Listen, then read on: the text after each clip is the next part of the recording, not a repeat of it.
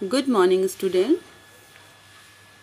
Okay students, अभी तक आपने हिंदी की किताब से हमने पार्ट 8 कौन तक पढ़ाई की थी, ठीक है ना। आपको मैंने ये पार्ट 8 एक कविता के आपको मैंने पढ़कर सुनाई थी और इसे आपको बताया भी था, ठीक है। और इससे अब संबंधित हम इसके जो अभ्यास है वो आज देख लेते हैं, ठीक है। शब्दार्थ, अब प्रश्न उत्तर वो आज हम आपको बताएंगे, ठीक है, जिसे कि आपको अपनी कॉपी में करना है, ठीक। तो चलिए शुरू करते हैं। ये प्रश्न उत्तर दिए हैं बच्चों, और ये प्रश्न उत्तर को आपको कॉपी में भी करना है, जिसमें पहला प्रश्न है, कविता पढ़ के बताओ कि यह शरारती जीव घर में कहाँ कहाँ गया। सो मैंने आपको बताया था कि शरारती जीव यहाँ पर किसकी बात हो रही है, चूहे की बात हो रही है, ठीक है। तो चलिए सबसे पहले तो इस पाठ से संबंधित शब्दार्थ हम लोग लिख लेंगे। आज की तारीख डालिए, आज की तारीख, पाठ का नाम CW। शब्दार्थ, चट कर गया, चट कर गया मतलब खा गया। दुबक्कर, छिपकर। तस्वीर यानी चित्र। खलीता मतलब थैली। पोथी किताब। रद्दी बेकार चीज़ें, है ना, जो हमारे घर में बेकार चीज़ें होती वो हमारे लिए क्या होती हैं, रद्दी होती हैं। गड़बड़ गलत। धाता दौड़ता है, ठीक है बच्चों, ये आपके शब्द अर्थ हैं। अब चलिए प्रश्न उत्तर। कविता पढ़कर बताओ कि यह शरारती जीव घर में कहाँ कहाँ गया होगा, ठीक है, कहाँ कहाँ गया। सो उत्तर है, यह शरारती जीव घर की अलमारी में, स्टोर में, रसोई में, चप्पल जूता रखने के स्थान पर अर्थात घर के कोने कोने में गया। तो जो चूहा होता है आपको पता है कि वो हर घर के हर एक कोने कोने में घूमता है, जो भी सामान पाता है उसके ऊपर चढ़ता है ना। तो उत्तर में आप लोग को यही लिखना है। आगे प्रश्न नंबर 2, किस तरह की चीज़ों का सबसे ज़्यादा नुकसान हुआ। तो आपको पता है कि चूहा किस तरह की चीज़ों का नुकसान करता है। खाने पीने की चीज़ें, जैसे कि अनाज हो गया, कपड़े हो गए आपके, जूते चप्पलों तथा किताबों, है ना, इन सब का नुकसान करता है। आगे किताबों का सबसे ज़्यादा नुकसान हुआ, ठीक। प्रश्न नंबर 3, कविता में बहुत से नुकसान गिनाए गए हैं, तुम्हारे हिसाब से इनमें से कौन सा नुकसान सबसे बड़ा है और क्यों। देखिए, किताबों का नुकसान जो है, उत्तर है आपका, किताबों का नुकसान सबसे बड़ा है, क्योंकि किताबों में बहुत सी बहुमूल्य बातें होती हैं। एक किताब से कई लोग लाभ प्राप्त कर सकते हैं ना। बहुत से लोग तो आपको पता है, आज अभी तो ऐसा होता है कि किताबें जैसे स्कूल में एक जैसे NCERT की जो आपकी ये किताबें हैं, ये आपकी वही चलती हैं, बदलती नहीं हैं, ठीक है। जैसे क्लास आपकी चेंज होगी, लेकिन जो कि जैसे 3rd क्लास की जो किताबें हैं बच्चों, वो 3rd क्लास के ही बच्चे पढ़ सकते हैं उनको, तो वो पुरानी किताबों का फ़ायदा उठा सकते हैं, उन्हें नई लेने की ज़रूरत नहीं है।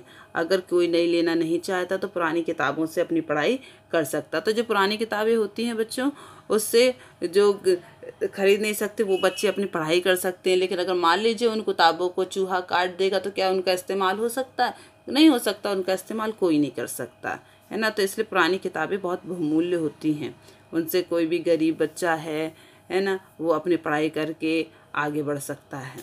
प्रश्न नंबर 4, इस कविता में किसकी शैतानियों की बात कही गई है, तुमने कैसे अनुमान लगाया। तो इस कविता में चूहे की शैतानियों की बात कही गई है।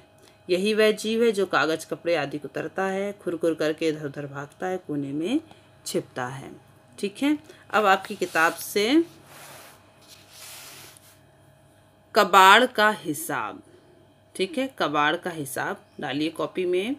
और फिर उसमें का है आपका प्रश्न, कबाड़ी क्या क्या सामान खरीदते हैं। तो ये आपको प्रश्न लिखना है, मैंने यहाँ पर नहीं लिखा है, बट आपको लिखना है लेकिन, ठीक है बच्चों। तो कबाड़ी क्या क्या सामान खरीदते हैं, तो तो आपको पता है कि कबाड़ी क्या क्या सामान खरीदते हैं? सोच के बताइए क्या क्या खरीदते हैं कबाड़ी सामान। बताइए बताइए, सोचिए। कबाड़ी क्या खरीदते हैं? पुराने अखबार खरीदते हैं, पुरानी कॉपी किताबें खरीदते हैं, लोहा खरीदते हैं, प्लास्टिक की चीज़ें खरीदते हैं, है ना। जिन चीज़ों को बेचकर वो पैसा कमा सकते हैं वो सारी चीज़ें वो खरीदते हैं, है ना। तो आप इसका उत्तर अपनी कॉपी में लिख लीजिए। आप अपने मन से भी उत्तर लिख सकते हैं और जो मैंने लिखा है वो भी आप लिख सकते हैं, ठीक है। आपका खा है, तुम्हारे घर से सामान ले जाकर कबाड़ी उसका क्या करते हैं? सो बच्चों सोचिए कि हमारे घर से जो कबाड़ी लोग होते हैं वो कबाड़ खरीद के ले जाते हैं, फिर उसका क्या किया जाता हो? क्या वो अपने घर में रखते हैं? इतना रोज कबाड़ उठाते हैं, अपने घर में रखेंगे तो उनका तो घर भर जाएगा कबाड़ से, और फिर उसका करेंगे क्या वो? बताइए वो लोग क्या करते हैं उसका, सोचिए। देखो बच्चों, जो कबाड़ का सामान वो हमसे लेके जाते हैं उसको वो फैक्ट्रियों में बेच देते हैं, ठीक है ना। फैक्ट्रियों में बेच देते हैं जहाँ इनको गलाकर फिर से नई और उपयोगी चीज़ें बनाई जाती हैं। समझ में आया बच्चों? देखो उत्तर भी आपका यही है। कबाड़ी इन सामानों को फैक्ट्रियों में बेच देते हैं जहाँ इनको गलाकर फिर से नई और उपयोगी चीज़ें बनाई जाती हैं। अब कैसे बनाई जाती है? जैसे आपका प्लास्टिक है, जो आपसे प्लास्टिक वो खरीद के ले जाते हैं, लोहा खरीद के ले जाते हैं, उसको बड़ी बड़ी फैक्ट्रियों में बेच दिया जाता है, ठीक है। इस तरह से जो कबाड़ है वो फिर से इस्तेमाल के लायक बना दिया जाता है। उसको गलाकर उसको फिर से हमारे घरों तक पहुंचा दिया जाता है। हम फिर से उनके प्लास्टिक के खिलौने ये सब बना दिया जाता है, ठीक है, और उसे फिर से लोग इस्तेमाल करते हैं। इसी तरह से जो कि कबाड़ के जो सामान होते हैं वो इसी तरह से उनकी जो साइकिल है वो चलती जाती है, गलाए जाते, फिर इस्तेमाल के लिए बनाए जाते, फिर गलाए जाते, फिर इस्तेमाल के लिए बनाए जाते। इसी तरह से ये चलता रहता है ये चक्र, ठीक है बच्चों। अब आगे है आपकी किताब से है ये, कभी कुतर जाता है चप्पल, शरारती जीव ने बहुत सारी चीज़ों को कुतरा, बिखराया और काटा। अब तुम बताओ कि किन किन चीज़ों को, ठीक है। तो यहाँ पे आप इस तरह से अपनी कॉपी में 3 खंड बना लीजिए। 3 खंड बना लिए। कुतरा जा सकता है, बिखराया जा सकता है, काटा जा सकता है। सो आपका देखिए मैंने कुछ उत्तर इसमें लिख दिए। जैसे कुतरा क्या क्या जा सकता है? कुतरा कपड़ा कुतरा जा सकता है, चूहा ने कपड़े कुतरता ही है। कागज़ कुतरा, और क्या कुतरा जा सकता है? हाँ सोच के बताइए और क्या कुतरा जा सकता है। आपको नीचे एक और नंबर लिखना है ना, और क्या कुतर सकता है वो? कपड़ा, कागज़, तो यहाँ पे लिखिए आप। जूते चप्पल भी तो कुतरता है।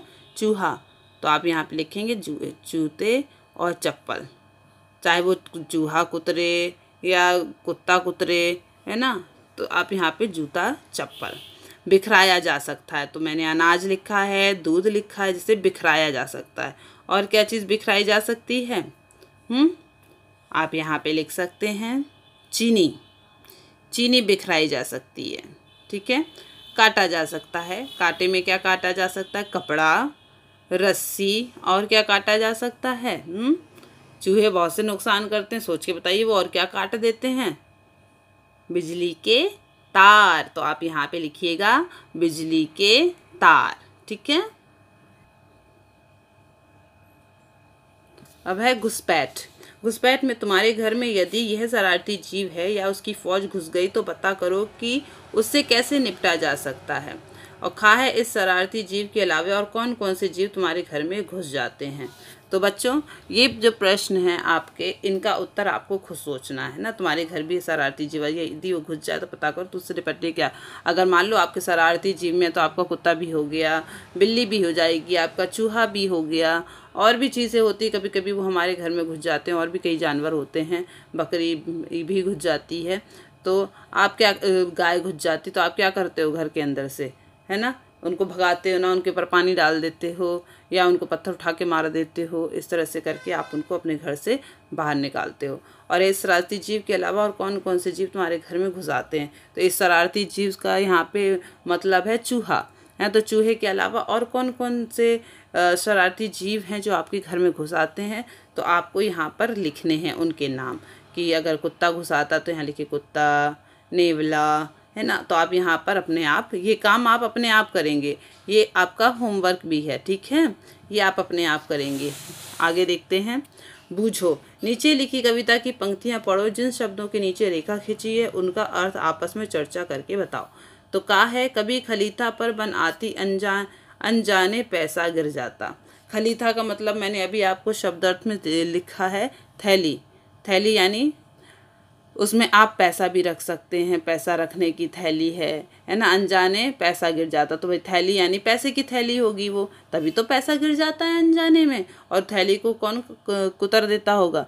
चूहा। जब चूहा कुतर देता है थैली, तो जैसे उठाया उसके पैसे निकल जाते हैं। तो आप उत्तर में यहाँ लिख सकते हैं खलीता मतलब थैली, ठीक है। खा, रोज टांगता धो धो कर मैं, कौन उठा ले जाता छन्ने। यानी यहाँ पे छन्नी, चाय छानने वाली छन्नी से बात हो रही है, ठीक है। तो रोज धो धो के टांगता है छन्नी, लेकिन फिर भी पता नहीं कौन उठा ले जाता है। छानने वाला बारीक कपड़ा भी यहाँ पर लिख सकते हैं आप, ठीक है। बारीक, छानने वाला बारीक कपड़ा, ठीक। गा, रोज रात भर जागता रहता, खुरखुर इधर उधर धाता, है ना। धाता मतलब होता है दौड़ता। तो आप उत्तर में यहाँ धाता का क्या अर्थ लिखेंगे, क्योंकि उन्होंने अर्थ मांगा है ना, उनका अर्थ आपस में चर्चा करके बताओ। तो धाता का अर्थ दौड़ता, जिसे मैंने आपको शब्दार्थ में लिखवाया भी है, ठीक है बच्चों। तो ये आपका पाठ 8 कौन आपका यहाँ पर पूरा खत्म हो गया है। इसका जितना भी आपको कुछ प्रश्न उत्तर और जितना भी ये दिया है मैंने सब आपको पूरा करा दिया। अब आपका काम है कि आप इसे अपनी कॉपी में सुंदर सुंदर अच्छे से लिखेंगे। अपना गृह कार्य भी जो होमवर्क आपको दिया वो भी आप पूरा करेंगे, ठीक है बच्चों। तो धन्यवाद।